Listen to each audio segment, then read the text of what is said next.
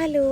അങ്ങനെ രാവിലെ എഴുന്നേറ്റ് ഞാൻ പറയാറില്ലേ, എനിക്കിങ്ങനെ ഈ കൊണ്ടിങ്ങനെ സൂര്യനെയൊക്കെ നോക്കിയിരിക്കാൻ ഭയങ്കര ഇഷ്ടമാണ്. എന്താണെന്നറിയില്ല, സൂര്യനെയൊക്കെ നോക്കിക്കുമ്പോൾ എന്തോ ഒരു പോസിറ്റീവ് എനർജിയാണ്. അതെല്ലാം കഴിഞ്ഞ് രാവിലെ ചായ കുടിക്കാൻ വേണ്ടിയുള്ള തയ്യാറെടുപ്പാണ്. അപ്പോൾ എല്ലാവരോടും ഒരു കാര്യം പറയാം, എൻ്റെ ചാനൽ ഇഷ്ടപ്പെട്ടെങ്കിൽ സബ്സ്ക്രൈബ് ചെയ്ത് സപ്പോർട്ട് ചെയ്യണം.